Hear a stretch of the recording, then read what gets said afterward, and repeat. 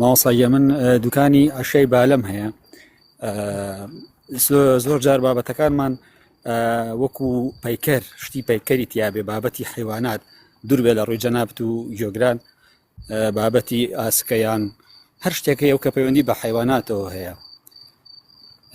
جاوتم زام لە ڕووی شەرعەوە فرۆشتنی ئەو بابەتی پەیکەر و حیواناتە، ئەوەی کە بۆ جوانکاری ناوماڵە یان ئیتر نازام چۆن بڵێم ئیمۆجیەکە ها یا بۆ ئینجانەیە بۆ گوڵە یا بۆ هەر شتێکی ترە وەکو دیکۆرات بەکارێنرێ، نەک ئەوەی کە کەسەکە ئیشی پێ بێ، شتەکە بۆ جوانیە.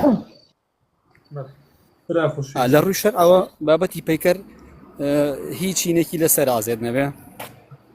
برایزەکەم ئەو پەیکەرانی کەوا ڕسمی ئینسانە یان دوو لە بەڕستان پەیکەرانی کەوا شێوازەکە لەسەر حیوانی دروست کراوە، ئەمانە مطلقاً حرامە فرۆشتنیان، باشە کڕین فرۆشتنیان پێ بکرێ وە لە ماڵی شەوە بێت مەلایکەتی خوا ڕوو ناکات ئەو ماڵە کەوا یەکەم دۆ ڕزقەکەت حرامە.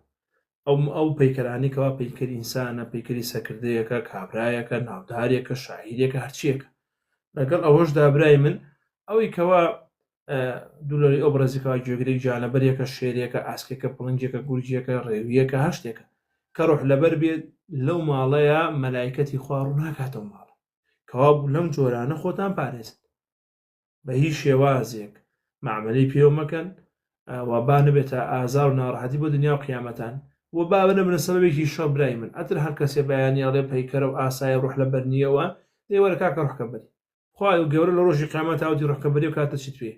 بۆیە بە شێواز دین لە گیرفانی خەڵکی وەرناگرێ، لە مەسایلی حەز و ئارەزوی خەڵک وەرناگیرێ. ئێمە قاڵا وەقال ڕەسوول بۆڕە قاڵا وەقال ڕەسوول بخوێنەوە بە ئیزنی خوا بزانە ڕێگایان داوە وەقالە سەحابە وەقالە تابعین ڕێگایان داوە کەوا پەیکەر و ئیشی پەیکەر لە ماڵەوە هەبێت کە مەلایکەتی خوا ڕەسوڵڵا فەرمێ صلی الله علیه وسلم هەر ماڵێک دووشتی تیا بێت مەلایکەتی خوا ڕوو ناکات. یەکەم ڕەسم ئەتە ڕەسمی ڕوح لەبەر بێ، دومیشیان برایزەکەم ئەوەی کەوا دوو لە بەرسان سەگێک بێ لەو ماڵەدا کە بۆ پاسوایی نەبێ هەر بۆ جوانی بێ، ئەوە مەلایکەتی خوا ڕوو ناکات کە ڕووی نەکرد.